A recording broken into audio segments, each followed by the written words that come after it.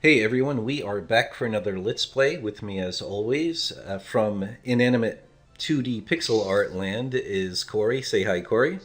Hey, how's it going? And this time via VHS cam is returning special guest Amiga Bill. Say hi, Bill. What's up, Mike? Coming to you from February on February 13th, 1994, according to VHS Cam. Awesome.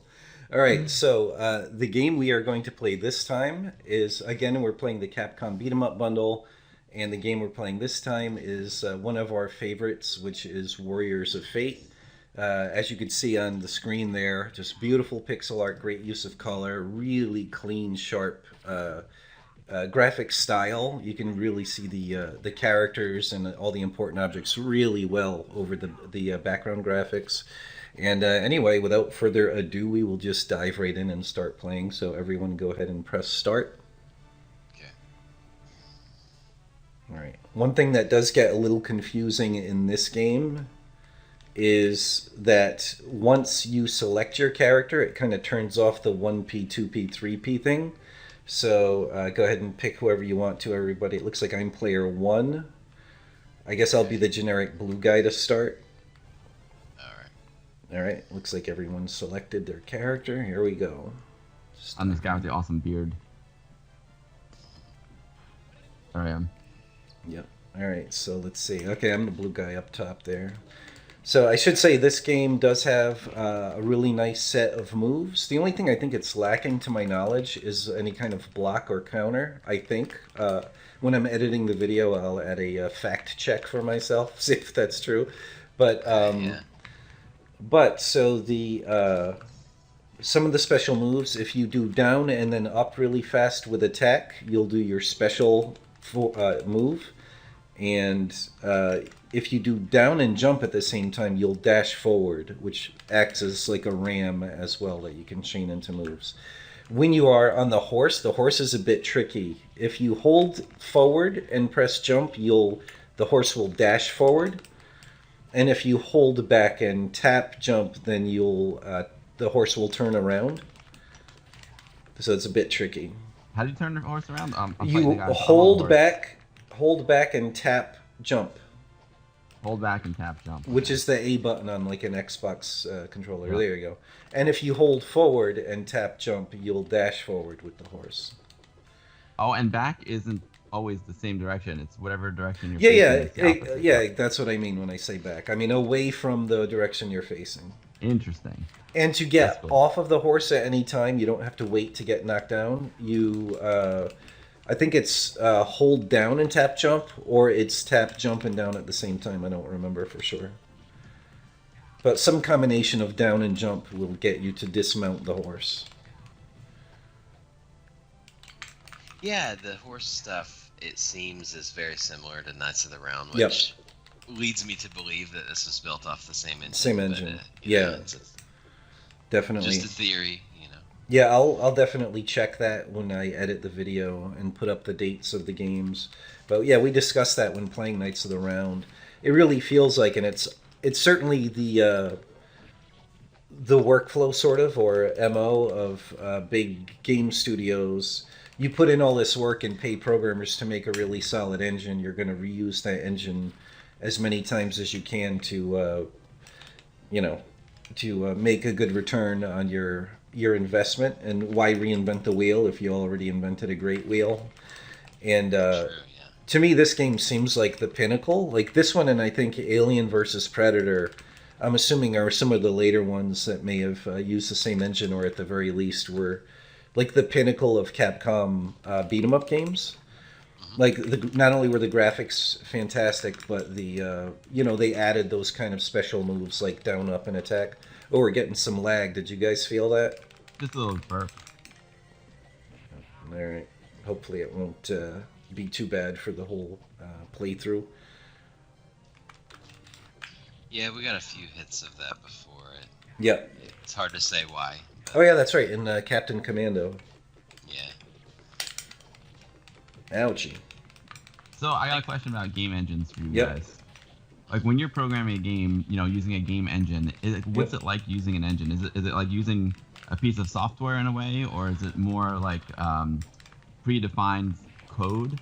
Yeah, Like, what's it both. like to use a game engine? Both. So, and it also depends on what game engine you're using. So, Sure. if in house you make, like, for example, we're working on Metro Siege and we're working on Damon Claw, our own retro projects. And Metro Siege is being done, like, it's being made right from the get go to be able to export for classic Amigas and also modern platforms.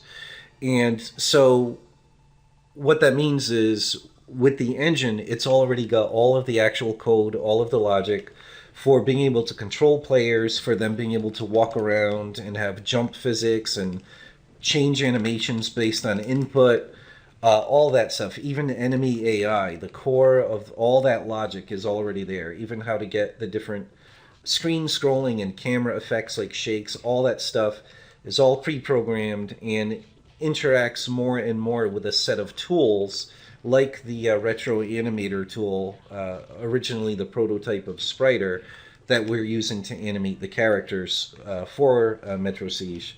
So what that means is as your game engine gets, even when it's originally just for that one game that you're making, as the game develops, the tool set and the logic, the sort of the whole combination of logic, everything it can handle gets more and more sophisticated and more tied into tools like tile map editors and animation editors. And the more that happens, the more it evolves away from being just raw code for a particular game in an engine.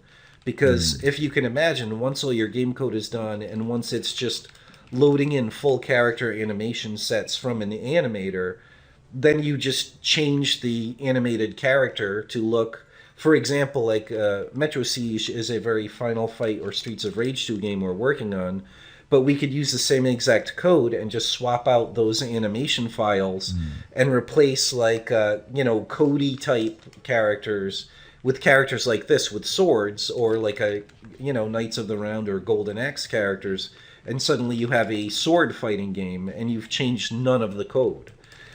So that's what it means to use an engine. Is it's the combination of the core game logic and these editors that you've sort of integrated in. So simply by changing the sort of artistic work that goes into it, you can end up with very different games much more quickly than reprogramming the whole game from scratch. So in a nutshell, that's what we mean by engine. Like Damon Claw, the other game we're working on, we could very easily, like right now, it's a guy with gauntlets. It's kind of set in a medieval fantasy world, but the game was largely based or influenced by Black Belt for the Sega Master System. And we could take the same exact code base of Damon Claw and replace all the art with a little karate fighter and enemies like that, and we can make it look and feel like a very different game with very little additional work to change whatever AI or code we needed to make it behave more like a 16-bit or 32-bit style Black Belt clone. Yeah, one kind of easier, like a simple way of thinking about it is game genres. People would build an engine for a genre of game, like brawler. But this is the case, with Damon Claw. The potential there is you depending on how the code is set up. Sometimes a lot of it's not just based on gameplay logic and stuff like that. It's all in what you're doing to render the graphics. You've heard the term graphics engine too. People have graphics engines that they'll use for different genres of games. So it is a bit of a loose term, but it's really just a code base for building all of that. It's an old term in that people used to not have things like authoring softwares and stuff. But it still means universally, kind of as Mike defined it, which is you have a lot of base code written already that do all of these things that you're going to need across the board for many games. Right. And once you build those things, just like what Capcom has done with these games, this is the result of, I'm sure they used a lot of the engines in this bundle for other, the big license games that everybody remembers. But these were their original titles that they put in this bundle, and it kind of shows. Like, you can tell the way a lot of things behave similarly. Right. And so, yeah, that's what we're hoping to do. With a lot of our games, it's building a lot of foundational stuff there, so that future games are easier to make. Yep. So on. So, and the other cool thing is you can evolve an engine to handle many more things. Like, you may have heard of that beat 'em up game maker called MAME. That's open source. That's been around for 1,000,000 years. I think that's what it is, right? Is it MAME? Yeah. Yeah. So the thing about that is, it originally started being developed as a game engine to make shmup games. And then over time, they developed interest in supporting other things, and specifically beat 'em up and brawler games. And so they just kept adding to the engine and to the tool set and to the scripting, scripting language that you can use within it. So that so we have a button mashing minigame to eat rice balls and stuff. We're gonna eat somehow. But I really don't see a speed increase of my character when I'm when I'm mashing my button. Come on, slow eaters, what's going on? But anyway, so like sort of what Corey was talking about, you could say, and a lot of people probably would call even things like the Unreal Engine and Unity a game engine these days, even though it is not already predefined to make a very specific game. But they do have templates you can load in that are pre-set up to do specifically first-person shooter or, any kind of game. So the term is a little bit vague these days, but in general, it's a code base and tool set. That means you're not programming everything from scratch with your game. And so, like in the case of our projects, we haven't made any other games yet with the team and stuff. So we're simultaneously creating the first games like Damon Claw and Metro Siege, but then that is simultaneously developing games. Classic trope of games like this. But does anyone need this health down here? I'll get it. Okay. There we go. So we're not just developing the games, we're developing these engines that are getting more and more flexible and sophisticated and easier to work with. And then, like I said, by just changing the creative stuff, the actual art in these tools, tile map editors, animation editors, and now there's even like subsystem logic editors, like the Metro Siege engine has an entire little scripting language to make cinematic cutscenes in the game. So all of that now, like Metro Siege is taking much, much longer to develop because the tools and the whole code base had to be developed at the same time. Right. But with the successive games that will be made on the same engine, everything's established, everything's thoroughly bug tested. There's now really comfortable, easy to use editors for everything in scripting languages. So the future games are going to be able to develop much quicker. And in regards to the Damon Claw engine, even though it's based on just walking from left to right, and there's no real projectile weapons, so to speak, like the player doesn't shoot things, it would be very fast in Construct 3, which is what we use to make the engine. It would be very fast to change up the logic inside the code base, basically, and turn it into a Mega Man style game where you're running and shooting instead of slashing a sword, or in this case of Damon Claw, punching with your gauntlets. So that's what I mean about game engines. Once you have the main set, like any 2D side-scrolling game needs gravity, you need to be able to jump, you need to be able to land on platforms and, be stopped by walls and solid objects and all that kind of stuff. And then there's hit points and UIs or HUDs that show you all that stuff is already done. You could just swap out the graphics and make really easy changes to the code. And you could suddenly go from, have very drastically different games made very quickly off of that same initial base engine. So, anyway, I hope that answered the question. That was pretty pretty long-winded, but I hope that covers everything. It does. Yeah, I'd like to see an engine in action. So the Alpine Yeah. 9000 engine from Alex Brown, are you guys Yep. using that one at all?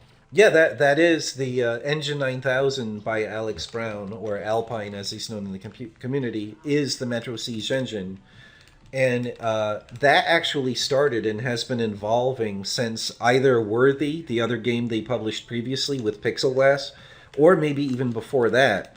And so that's what I mean about engines being able to evolve. Like, you could look at Worthy, I'll splice some footage in there and see what a massively different kind of game it is from Metro Siege. And just over time, as Alex needed to keep adding new features, he just augmented that engine, and it evolved into what's now called the Engine 9000, what I've been calling the Metro Siege engine. And we certainly would love to and have plans to make other future games using the same beautiful engine now. Like once Metro Siege is done. Like Corey and I have been talking, it would be really cool to someday do a game more like this, or a Golden Axe style game with the same engine. And maybe even Definitely, yeah. yeah, like we're thinking of actually using that as the opportunity to augment the Engine 9000 to support AGA, so we could go full arcade quality.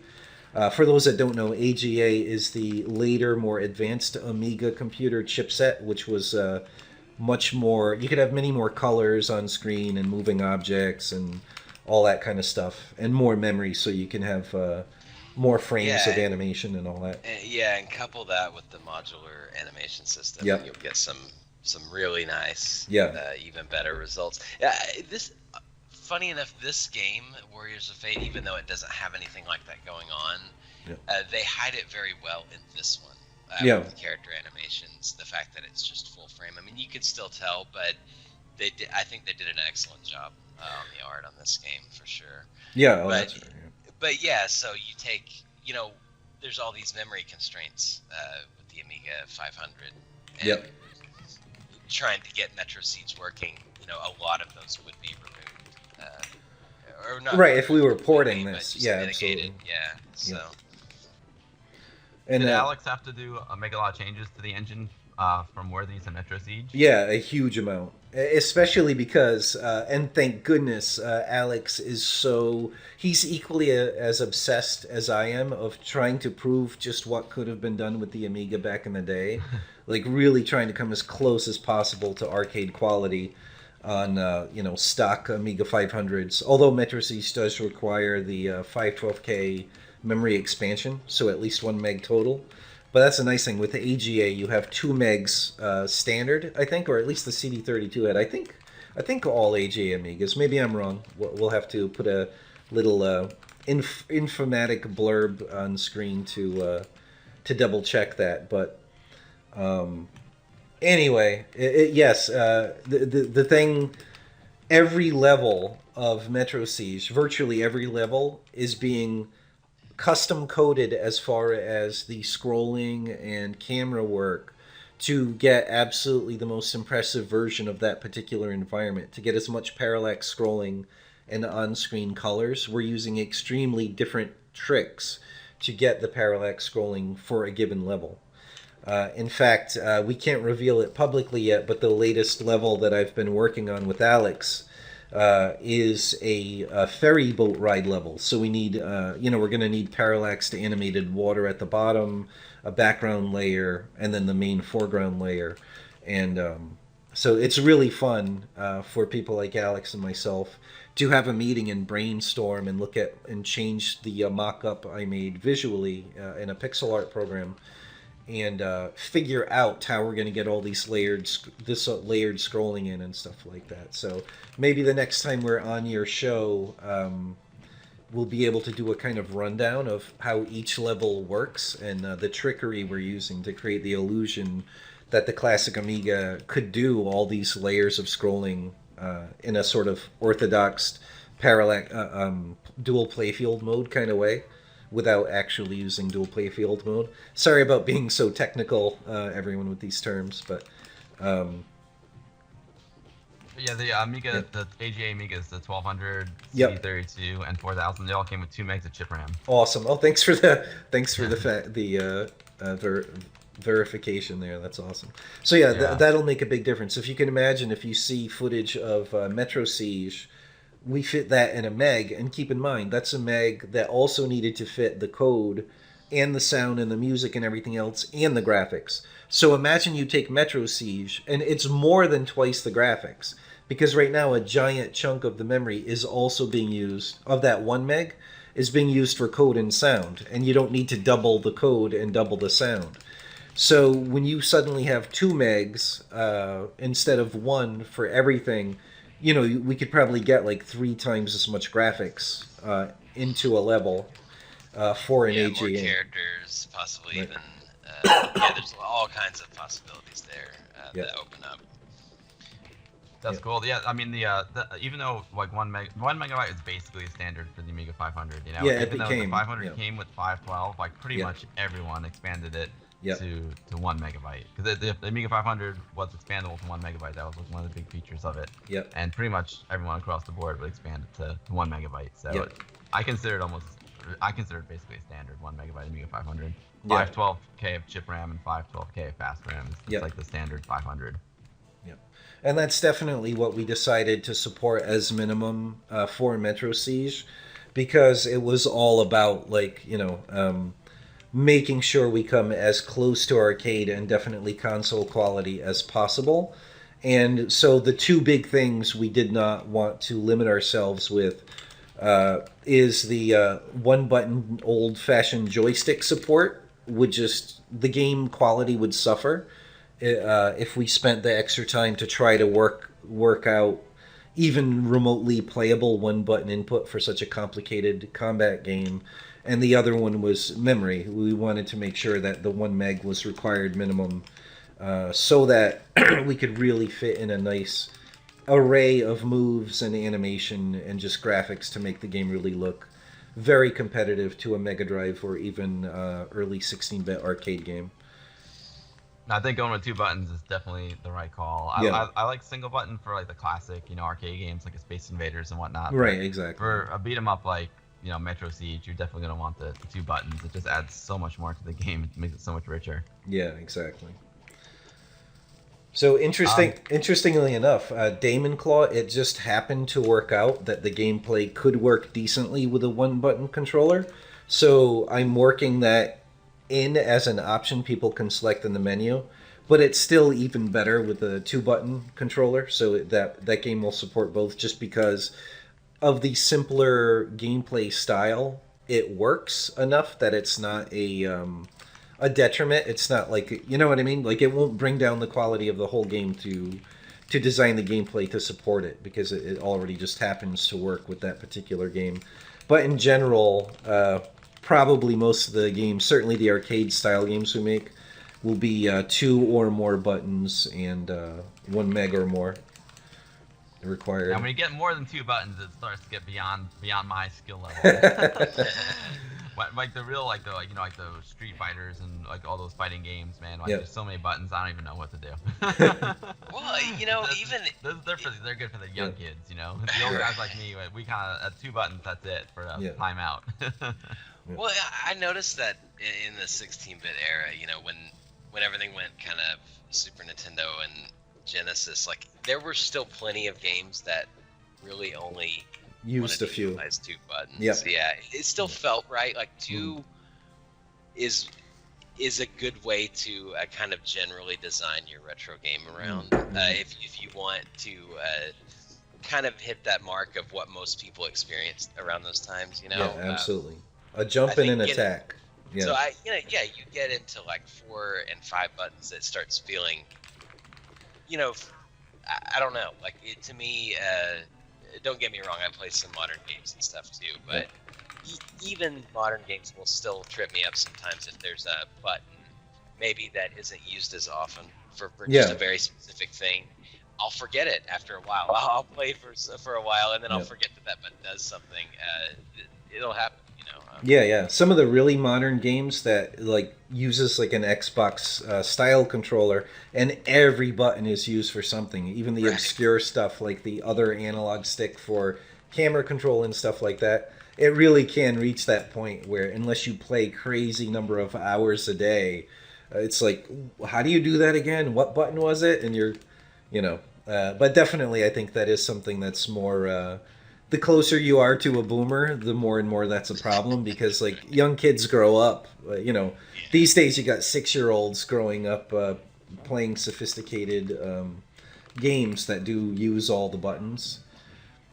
But anyway, speaking of that, like the 2-button limit and stuff like that, even with Metro Siege, while it supports 2 buttons, because of the sophisticated nature of the gameplay, like you can block, you can counterattack, you can hit enemies while they're down. And one thing, in almost all of these types of beat 'em up games, to grab an enemy, you just walk into them, which leads to the fact that you can accidentally grab people, including your own partners, which can get frustrating and really cause problems.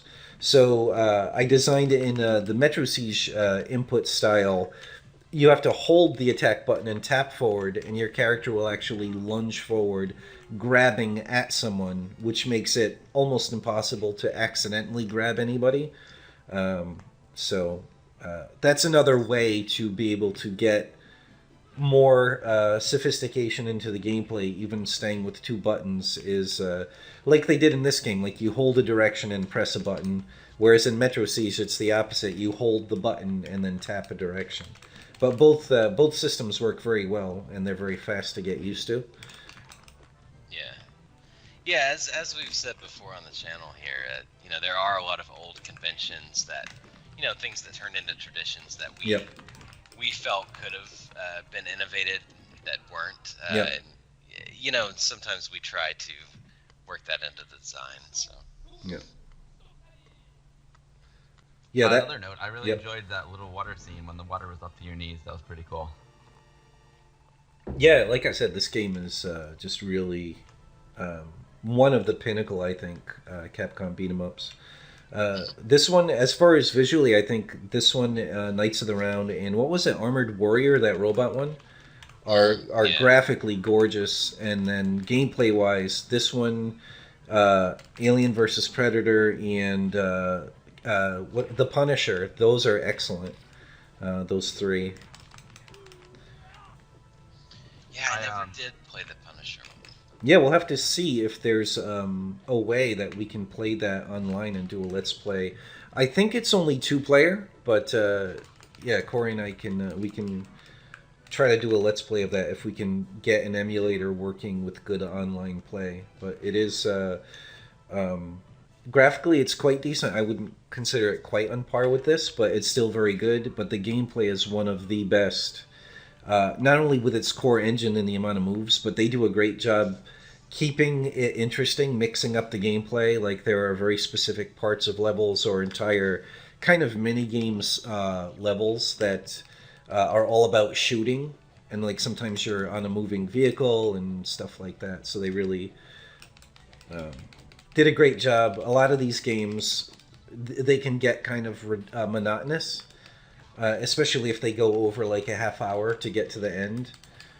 It's, that's one of the common problems of this genre that people have is, you've got the same very limited move set, and then even the enemies don't tend to change much, or boss fights. So they did a great job with the Punisher, keeping it interesting from level to level. The graphics in this one keep it interesting. The environment. For sure. Yeah. Another game that's really gorgeous of the same genre, but not by Capcom, is a Neo Geo game. What is it called? Sengoku 3, specifically. It's a weird franchise. Sengoku 1 was impressive for the day, but kind of doesn't live up to memory, so to speak. 2 was an improvement on 1. Still not really great, but 3, I think it was a whole new team working on it. The visual quality is absolutely spectacular. I think gameplay-wise, it doesn't hold up as well as this and The Punisher, or Alien versus Predator, but very solid, but just visually gorgeous. When was this game in the arcades? Great question. I don't know. I assume around the time of Knights of the Round, give or take, because they both seem like some of the latest generation of Capcom 16-bit beat 'em ups. Kind of maybe early to mid 90s or something like that. Maybe around that time. I'm not sure. Yeah, I'll have to put up an informatic blurb while editing. I really don't know. Oh man, I just jumped up on that guy and started bit his face. Neck. That was brilliant. Yep. And when I had that big sword, I chopped a few guys in half. It was awesome. So this is clearly like an early to mid 90s game. Yeah, I would certainly think so. Yeah. Okay. Yeah. Alien vs Predator is a classic, man. I remember that one. Played that one a lot in the arcades, but like this one, I don't remember. Yeah, I never saw this game in an actual arcade to my recollection. I did see Alien vs Predator. I'm pretty sure. Definitely the really famous ones, like that were not Capcom but Golden Axe, and then the Knights of the Round definitely. But yeah, for some reason this one I don't think I ever saw in the arcade. Yeah. I mean the Alien vs Predator, especially here in the States, because the intellectual property. Yeah, exactly. Those are huge movies. Yeah. So they would definitely attract people in the arcade. Yep. I'm having so much fun, guys. Let me tell you something. Like me and my friend John and my friend Anthony, like when we were growing up, like Saturday, like we'd all get together on Saturdays and just play games, whether they're Amiga games or arcade games. And Saturday was like my big day at the arcade. Nice. When I was really young, my dad would take me and his best friend, had kids too, so we'd all go to the local arcade. It was just Saturday was like game day, so this kind of brings it back because we're recording this on Saturday. So I'm like, oh yeah. This is like playing an arcade game on Saturday, like it brings it all back for me. It's so cool. Yeah.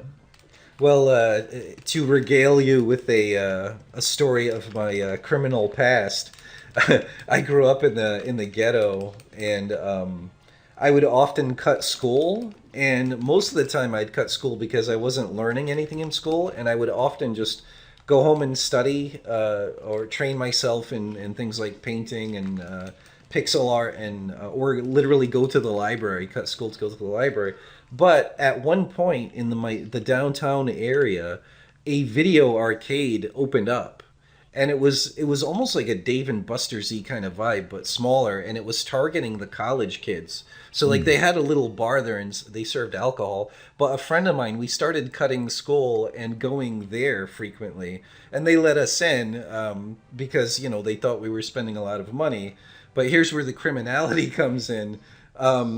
One day, my friend and my friend noticed that one of the out-of-service arcade cabinets, the little door at the bottom was open, and they had left a little keychain in there with a key that opens the arcade board.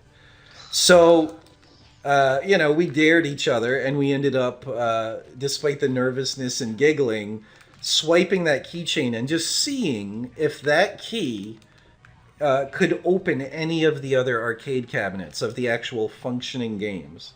And sure enough, we found an arcade cabinet that was working that we could open. And we did not have access to the tokens, but we did have access to the switch. So we could basically make it think we entered a token without entering a token.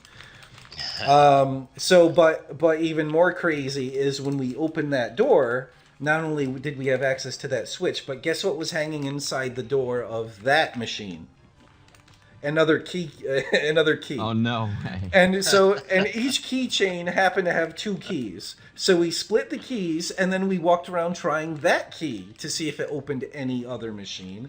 And sure enough, it did. And after about a week of stealthily sneaking around and seeing what machines we could open, we ended up with like three or four keys that could open many of the machines. And the worst part is, and this kind of ended our criminal enterprise there, but my friend had the balls. He was more crazy than me. He actually had the balls. It was way too out in the open, but there was the actual coin compartment, the token compartment. Thank goodness it wasn't the actual like quarters. It was tokens. But he discovered the you know the big afterburner machine. Oh yeah. It could open the coin, the quarter token box. So, like, our eyes bulged when the key turned. And then he very nervously was sitting down. No one was playing the cabinet at the time. So he was just sitting there really, really conspicuously, probably sweating profusely, swallowing, like gulp, swallowing like a nervous teenager. And eventually, he just opened up his book bag, pulled out the entire giant plastic tray that the tokens fall into, and dumped it with this loud, cartoony, like coins hitting each other, falling into a bag sound. And we had like probably 150 tokens in his bag.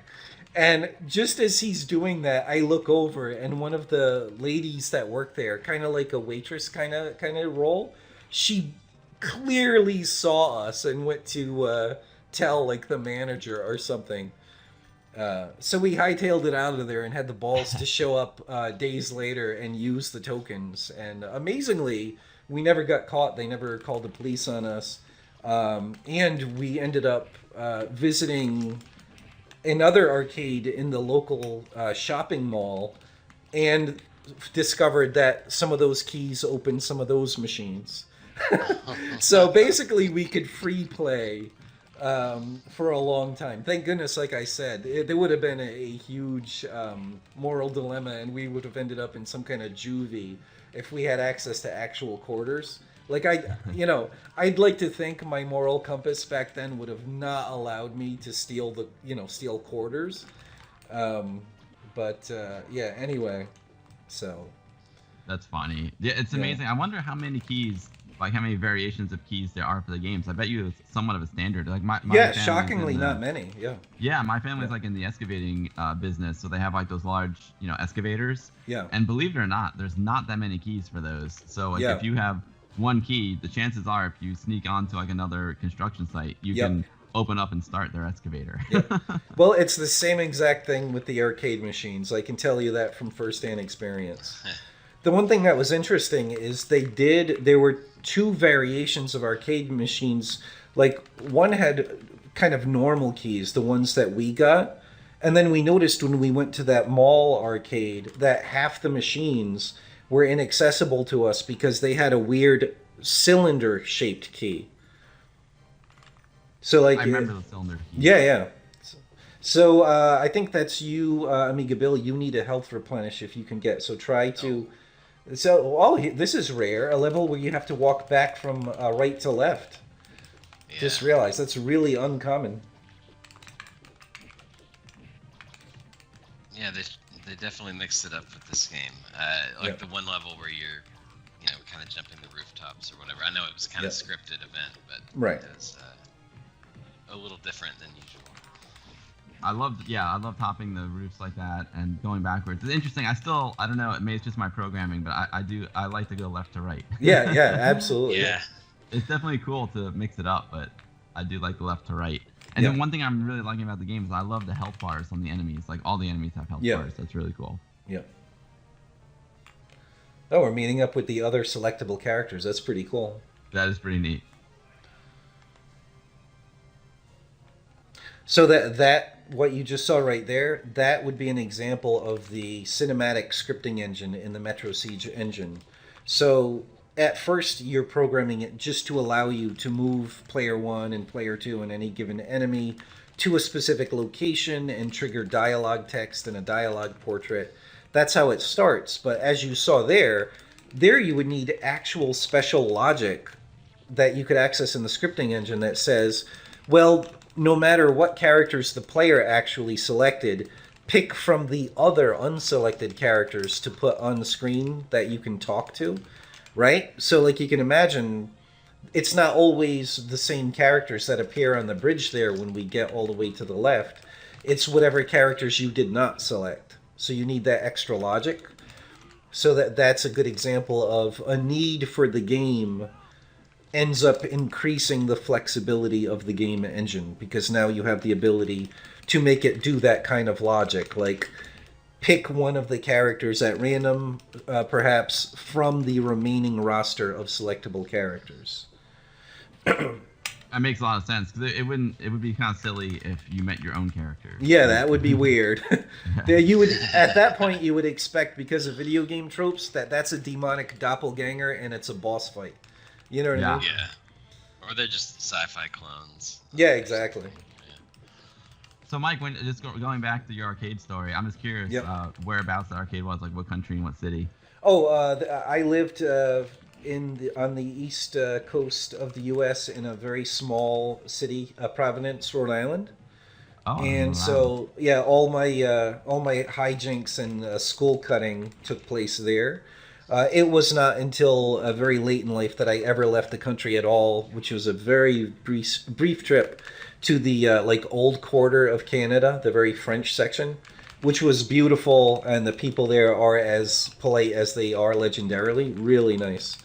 And then I didn't leave the country ever again until finally visiting France with my fiance at the time, who then became my wife, which is why I'm in France now. Oh, well, that makes sense. Yeah. Yeah, Rhode Island is really wonderful. There's actually one of my favorite shows happens in Rhode Island. It's called the Neon Retro Festival. Oh, cool. And they even had a screen Viva Amiga there. So Zach and I went up and screened Viva Amiga there. Nice. And it was a really, really wonderful show. And there's also a great museum up there. There's a great a computer history museum. Oh, and nice. They also have a great barcade now. I guess you're not supposed to call it a barcade, a beercade. Right. Yeah, I all the stuff I know about is from like 20, 30 years ago, so it's probably different and gone and replaced. But one thing I can vouch for, at least while I lived there and the last time I visit, in the Federal Hill area, you can get amazingly good Italian food. In my opinion, like I lived for over a year in New York as well, which has legendarily good pizza. I can tell you, not to cause flame wars or rage in the video chat someday, but in my opinion, the Italian food on Federal Hill in Providence, Rhode Island makes New York Italian food look bad. Also, Indian food there's a few Indian restaurants in Rhode Island, Providence, Rhode Island, that are excellent as well. But yeah, the Federal Hill, like there's a huge range of different family-run Italian restaurants and pizzerias that have like a huge range of different styles of pizza and Italian food. What are we? Oh, we're supposed to fight each other? I hate that in a game. Why is there a fourth meter? So is this like the climax of the game where you all have to fight each other? That's a great question. A la Double Dragon, which I also hated. It's like you're fighting with each other to the death, helping each other rescue the girlfriend, and then it's like, oh no, let's kill each other over a girl, and the girl is so immoral that she'll just hook up with whoever survives the death match. I'll be your girlfriend since you killed the other guy. Like even then, and again, I was an immoral kid that was stealing from arcades. But even when I saw the ending of Double Dragon, I'm like, are you kidding me? That's horrible. Well, this time though, why were they fighting again? Yeah, I have no idea. I wasn't paying attention. Now they're just teaming up again. Yeah, maybe it's like supposed to be practice, I guess, like a dojo or something. Weird. Well, when I edit this video, I'll have to check and see what the story was behind that. Yeah.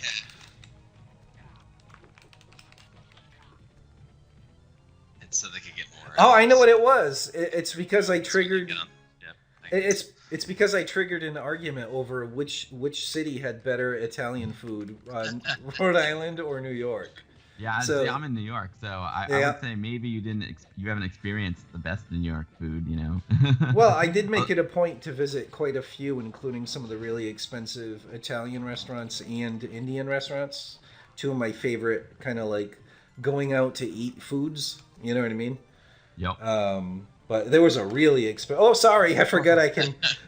Sorry about that. That's Corey, right?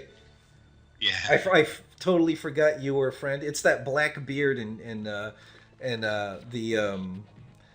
look on the eyebrow of your character sprite makes him look a bit like a bad guy. He does. He does a little bit, yeah. Well, we were just beating each other up, so I think it's that too. Okay. Plus, I noticed suspiciously Corey hasn't weighed in on the who has better food thing. So, no, I'm kidding. Well, where anybody is from has the best food. Yeah, exactly. Exactly. So, yeah. Well, totally Rhode Island does have, a very large, like, Italian, hardcore Italian population, so there's no surprise that the Italian food is good there. Yeah. No, I was just going to say, like, if I tried to cut school, I'd have to walk miles just to get anywhere that would be worth going from cutting school, so, yeah. It wasn't much of an option. Yeah, that was a nice thing. My high school was in very easy walking distance to the downtown area. And the downtown area of Providence, Rhode Island is ridiculously short. Like, you can literally walk from one extreme opposite side of the downtown area to the other in about 5 or 6 minutes. So it's really tiny. Like, imagine all of New York City, or where you could walk from one side to the other in in 6 minutes. So, like, basically it was crammed in. Like, you could get to a giant shopping mall, an arcade, if you were of age and had that kind of interest in things, bars, like, all that stuff. There was, until they died or moved away, a really good comic book store, too, back when American comics were actually pretty good. There was a lot. In a very small area, there was a lot you could do. Which made it hard for a kid that liked, a kid that was kind of disenfranchised by the failing public school system back in the time. There were a lot of things to tempt me away from wasting my time at school where I hadn't learned anything for years anyway. That continued for all kids. Everybody's got their way of escaping. I think I would just doodle in class or things like that just to... Because I was kind of of the same mindset. I was like, well, school, like, I'm learning some good things, but, I'm not really learning what I want to learn. Like, that's how I always felt, too. And it wasn't that terribly difficult from my perspective. Maybe it was where I was at. I don't know. But either way, we all have those. I think when we're young, we have those tendencies. It's it feels boring. It feels I was always hoping I was like, I was always hoping that I kept learning. I'm like, maybe one day I'll get to the subject that's really helpful and interesting to me. I kind of found it through in science class. I like science class. That was cool. Math was pretty cool too. There was some math that was a little bit too abstract for me, but at least it taught me how to think a little bit. But the science class was cool. I always liked science class, especially earth science, because that really resonated with me, because you can actually see the moon and see the stars, and you're like, okay, now I understand what's going on there. Now I understand why there's seasons and why the light changes and all that stuff. So I like that, but there was so much stuff in school that just didn't make any sense. It was the same for me, but sadly, even those, because I was like in the middle of the ghetto, like the standards of teaching and the expectations of the students were so low. It was just, I was not learning anything. And I had an older brother or I still do, who I idolized, and I basically was learning from him and his school books, so I was always a year ahead. It was just really boring, basically. I was just disappointed that when I took art class, like in high school or something, they would just make us draw fruit or something. And I'm like, can I draw something better than this? Yeah, big time. I get it. I get that that's, you're teaching basics. But by that point, guys like us we had the basics practicing down a lot. So we're like, well, I need something a little better, Well, and that's the other thing, too. You can learn the basics in non-boring ways. So I was a teacher for a while through an art gallery I did different classes. I private taught everyone from kids to adults. But in this class I was teaching through a gallery, it was young kids ranging from like 8 to 14 years old. And like literally the introduction, like I made sure the parents were part of the sort of introductory class. And I explained to the parents, look, if your kids love drawing, no matter what they love drawing, you know, Pokemon, Naruto, whatever, if they love drawing, that is a fantastic thing. And the worst thing you could do is think, oh, well, you know, they like drawing, so I'm going to force them into a stuffy class where they have to draw exactly what Corey said, plates of fruit or something all the time. I'm like, that could actually get your kids to stop loving drawing. Yeah. And if the teacher is good, all the basic techniques that are important to learn how to draw, they can learn while learning to draw Pokemon or whatever they're interested in better. And they'll actually stay interested and motivated. So that was a big thing. I think that was, you know, I went on into other art courses and stuff, and I think that was the biggest thing I noticed about, you know, at least the sort of typical education you would get in art, and not necessarily a fancy art school or anything. Right. Is that they want to teach technique a lot, but they don't focus much on inspiration or anything. Oh, that's for sure. Yeah, absolutely. Creativity, and it's like that was lacking. I felt it's like usually people are there for that reason. You know, they want that inspiration, and it feels a little cut and dry sometimes. Yeah, it can go too far in either extreme, right? Like, it can be very good to really teach the craft and the technical trade and teach perspective and anatomy and all that, like art anatomy and all that. That's necessary, but it can go so stale and so classic that you're, especially for kids, that you're like making them bored with art instead of love it. Whereas like with me, I got into classic art and anatomy when I was ready because I was copying my brother's Marvel comics and wanted to get really good at drawing all the muscled superheroes, you know what I mean? And then later in life, sexy ladies. And so I found it and looked for the information when I was ready and when I was interested. That's the way to do it, you know what I mean? As a teacher, if you're teaching kids, use what they love and what they're interested in as a way to teach them the core stuff, and then when they are ready to evolve and get better, then they will find the classic stuff and take things like perspective and anatomy more seriously. Let them find it. Don't force it on them before they're ready, especially in a boring way. Like, no, don't draw, Naruto or whatever. Draw this bowl of fruit. Yeah, when I was growing up, I always loved art and I wanted to draw so bad. I just had no drawing talent. Yeah. So because I couldn't draw, I didn't really know there was anything else to art. So I just thought I wasn't a good artist. So I didn't even when I got into high school, I was just like, oh, I'm not even gonna take an art class because I'm so terrible at drawing. I'm not a good artist. That's a shame. That's a shame. And it was really a shame. But then finally, I figured it out in college. I'm like, oh, so you can be a good artist and not be able to draw. And there's other aspects of art like photography. Yeah. There's so much more to art than just being able to draw. It's like that they didn't really. That was really unfortunate that they didn't emphasize that. I couldn't draw a tree, but I could do other things. It is true. They focus on creating imagery as a technique in it, but the world of art is vast, there's photography and everything. All kinds of things.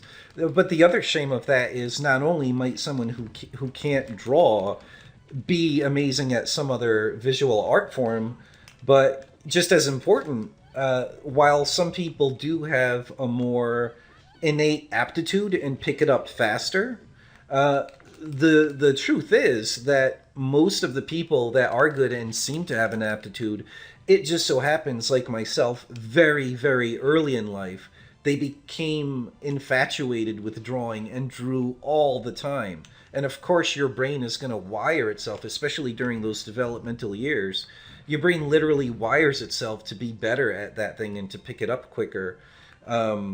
So, that's the thing. I've heard the same story from other people that they were so dissuaded by this illusion, and often by teachers that say, oh, well, try something else. You're clearly not cut out for drawing or painting, which is actually not true. If you loved doing it and didn't get discouraged and had teachers and a sort of culture that did not believe that lie that if you're not good at it right away. Like, imagine if we treated everything like bike riding and wall building. Imagine if we treated everything like drawing or painting, like it was magic and either you could do it or you can't. Yeah, after like one class or something. Yeah, like just, yeah, no, that's not enough. People have to explore. Yeah, I'm the same as you. I was drawn. You know, in Capcom, I can owe some to this too. It's like I was sitting around drawing the Street Fighter characters and things like that when I was a kid. Not very well, but I tried. You know, and you do it enough, you do it over and over. You're gonna get better. Yeah. So. And that's the thing. Like, how terrible is everyone at first riding a bicycle? Right. You know what I mean? Like, imagine if, I don't have that gift. So, you know what I mean? Like, virtually no one would ever ride a bicycle except for the couple of kids that literally were brought to and fro on a bicycle and had had developed more in a comfort and balance with a two-wheeled vehicle. And then, like, their parents started them really young before they had this dumb idea that you're either brilliant at it first try or you just are never going to be able to get good at it.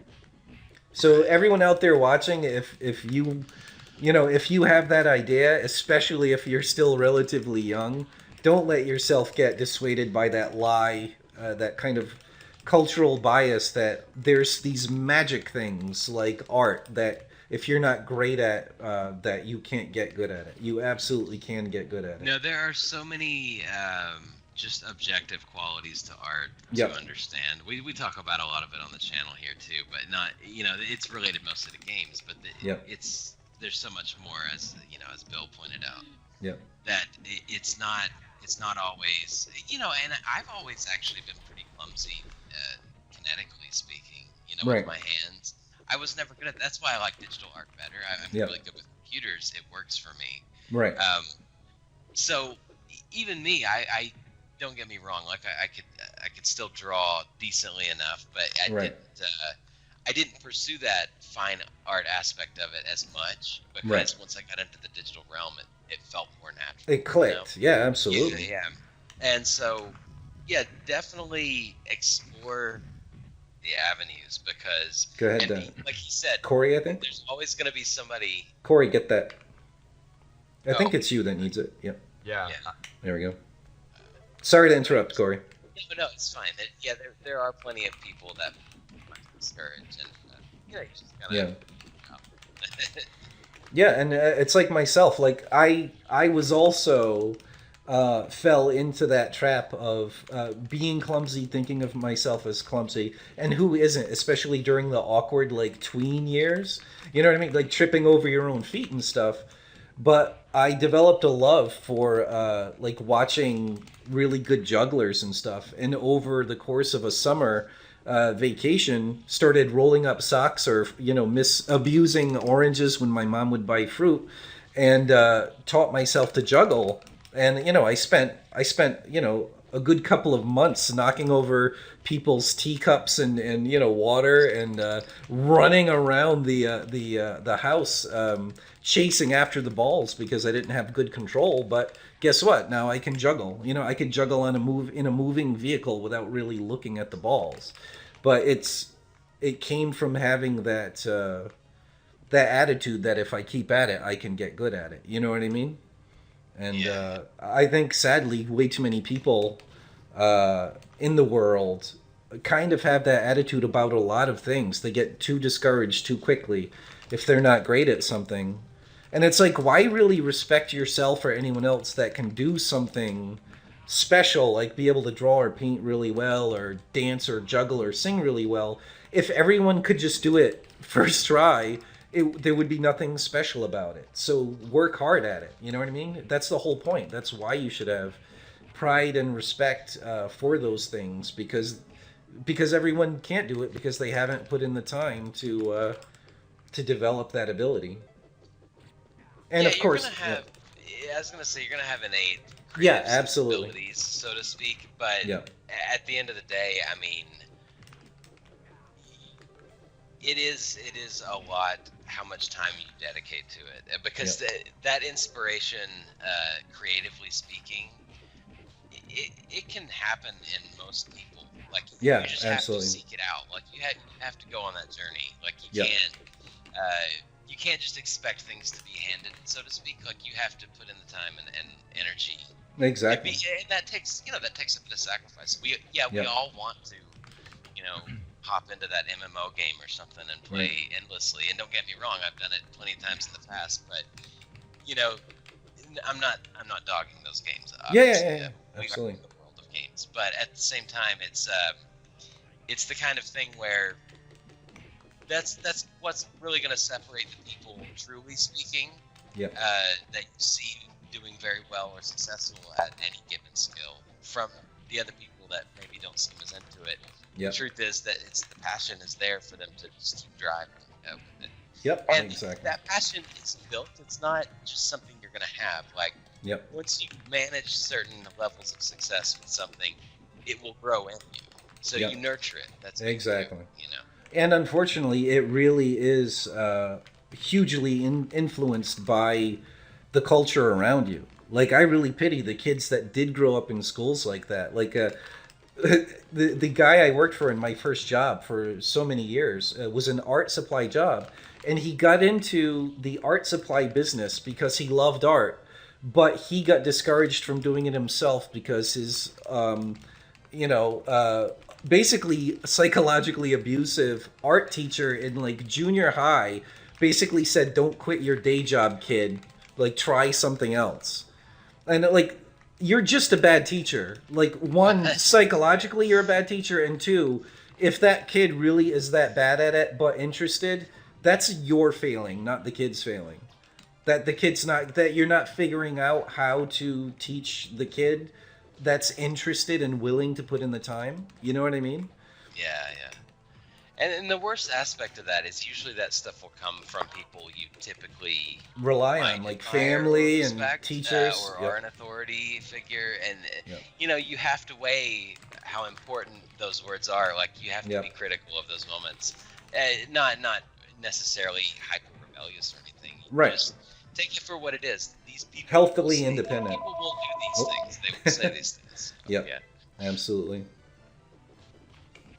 That's New York calling. They're upset about my pizza thing.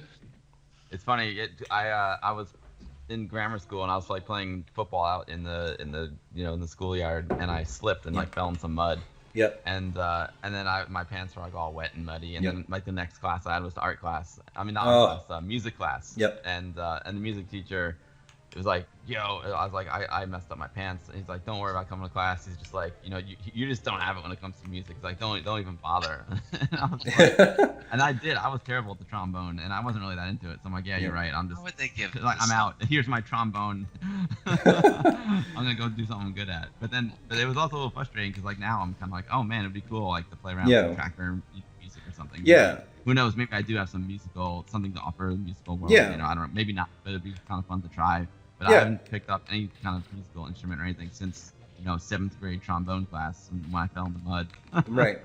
Yeah, it's amazing how people can really get discouraged, or just that lack of encouragement can make a massive difference in someone's life.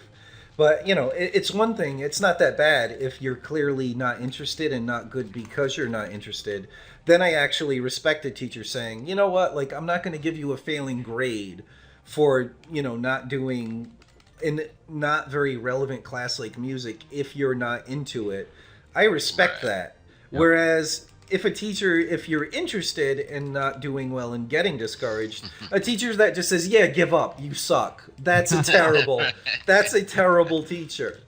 And that's basically what all too many like I know two stories of two different people like that had that experience with an art class.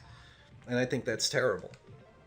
And like, again, I'm not talking out of my butt, so to speak. I've taught art classes, and every child that entered my class was entertained, excited, and ended up proud of the stuff they were able to do with a little guidance. You know what I mean?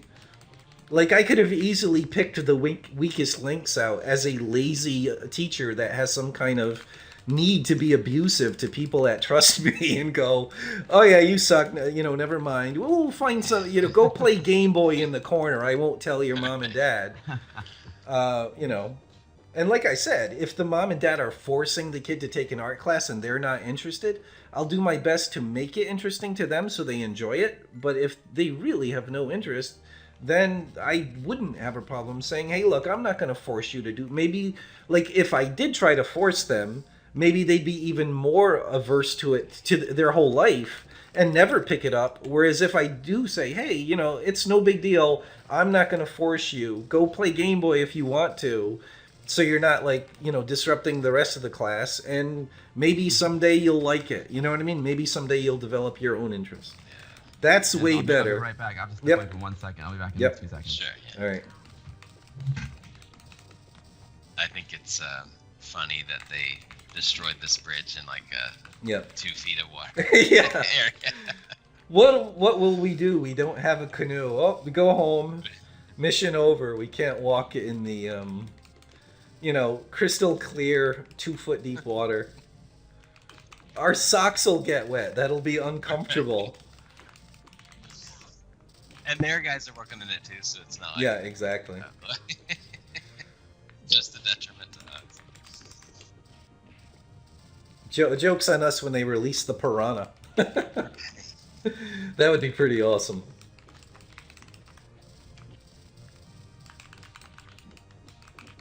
Yeah, really fun game though. This has a nice... Yeah. I think this has a nice flow. Yeah, the rhythm is good. They keep things interesting visually, and it's got a good enough core move set. And there we go. Welcome back, Corey. It's pretty cool. You could pick up a secondary weapon in your other hand, but the only thing, in my opinion, missing, well, 2 things. It would be really cool if you could hit enemies while they're down and like do more throwing them into each other, and then blocking and counterattacking. Yeah. Basically, all the things, shameless plug, all the things you can do in Metro Siege are what I think are missing. Big surprise, but it really does, like, welcome back, Bill. I was just going on about how awesome Metro Siege is. Just the fact that you can counterattack, block, hit enemies while they're down.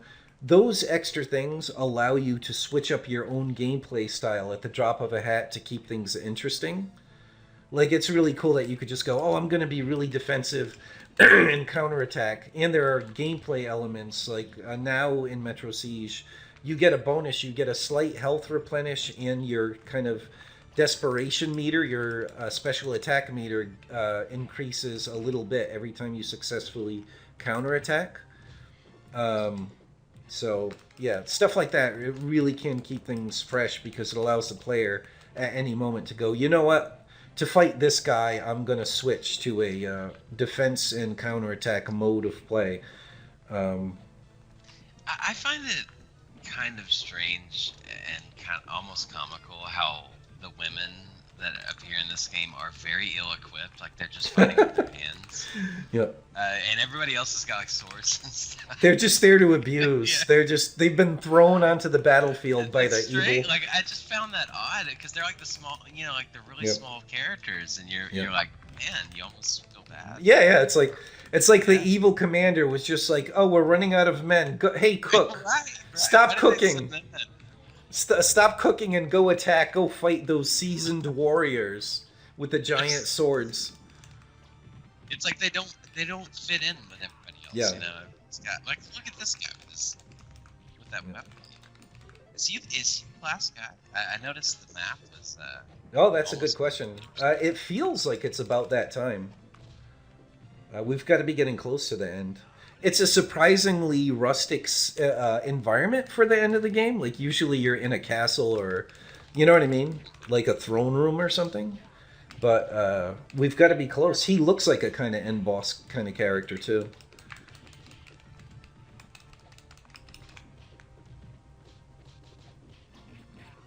Now, when you're dealing with, like, is it a good strategy, like, where one person takes on all the ads and the other person takes on the boss, or, like, is there a strategy that you guys like to It certainly can be, especially, I just discovered, last minute, this character's special move. But anyway, especially in games like this where you can accidentally hit each other. I would say it's a really good idea for one player to sort of do more support type thing, and you can always switch back and forth. Like if one character's meter gets low, they could switch the task they're doing. I think that's why, since the characters could hit each other, I think that's why they felt compelled with all of the bosses in this one to have other guys there at the same time. Because when everybody, it does become an issue when everybody's trying to hit the same guy. Yeah, absolutely. If they can hit each other. Yeah, and I do have to say, I really disagree. That's the other thing. Like in Metro Siege, you can only hit each other with thrown enemies. Right? Like, that makes sense. If you throw a human body across the screen, if someone else is in the way of that, it will accidentally hit them. So that makes perfect sense as a form of friendly fire. But when you're literally throwing a jab, and somehow you're magically hitting your friend that's, like, actually in 3D space, like 2 feet to the left or right, that makes no sense whatsoever. So... basically, by default in Metro Siege, there's no accidental friendly fire like that. Only with thrown enemies, or if you like hard hit an enemy and send them flying back, then like kind of reeling back, they can bump the player too. But it doesn't do a lot of or much, if any, damage. It just like momentarily knocks the player off balance. Some of the cinematics here are a little quick. Yeah, well, I think also if you keep pressing attack, it skips them quicker, so one of us might be doing that. This looks like some sort of end game. Yeah, exactly. Is this like a trick, though? Is there going to be some kind of secret, or was the guy that... looks like that might be the actual end. Maybe there's like a secret ending? It looks like it gave you a chance to take him out, but like if you didn't do it in the timer, he would just jump off the cliff and I guess get away, which is... And we'll have to check on that too when I'm editing the video. I'll add that information in if that's the case. This is a nice ceremony. Yep. But how come only one guy got the flowers? I guess maybe you got the most points. Good question. Maybe he just really likes flowers more than... Were they flowers or did you kiss them? I couldn't tell. It went by quick. Yeah, wow, look at this. Oh, interesting. So yeah, it looks like we earned the bad ending or something by not killing the guy. I think that's what happened. But we're definitely not going to replay the whole game, but I will just do some research, and if there's a better ending, I'll add that on to the end of the video. The credits are cool. Yeah, very nice. Very. Man, that was a pet peeve especially the 8-bit, but even the 16-bit games. You fight hard to, especially some of the really hard games. You make it all the way to the ending, and then it's like a black screen that says "Game Over." Like there's no actual congratulatory fanfare, no new song, and nice screens like this and stuff like that. That even happened a lot in arcades too. If you enjoy our content and want to keep up to date on our games, please leave a like and subscribe. Also, if you want to support our projects, consider becoming a patron. We got your quarters. The links Walk in the away, description. We'll see you soon. Oh, that's a great point. In the arcade, they would want you to leave as soon as you beat it so other people can play. You know what I mean? That's true. They don't want you standing there not plunking in more quarters while other people might be waiting and might walk away like bored because you're watching your fancy ending. So yeah, I can really appreciate the fact that they added that to the arcade game. It was counter money grubbing, so to speak, to add such a nice ending. Great point, Corey. That was not common in arcades. But anyway, so yeah, great there's stuff, guys. That was a lot of fun. Yeah. I Yep. gotta bounce soon, but All right. that was great. Yeah. Man. That brought back a lot of Saturday memories for me, going to Nathan's and this place called the Cooks in Mamaroneck, New York. It was a great arcade, and sweet. yeah, every Saturday at lunchtime, my dad would take me and his buddy and his kids there, and we just rock out in games for hours. It's awesome. Awesome. Well, it was great having you as always, and we've got to get back on your show once we have some new exclusive stuff for you to reveal on your own Amiga Bill show. Is it called Amiga Bill on Twitch? Yeah, twitch.tv/Amiga Bill. There you go. Awesome. Yeah, so we'll make sure we have some really cool exclusive new stuff to show off on both our games for the next time we're on your show. When you guys are ready, I'll be here awesome. every Sunday. I'm ready to have you on. It's always a pleasure. All right, talking to you guys. Awesome. All right, we'll end the video there. Thanks everyone for watching. If you enjoy our content and want to keep up to date on our games, please leave a like and subscribe. Also, if you want to support our projects, consider becoming a patron. The link's in the description, and we'll see you soon.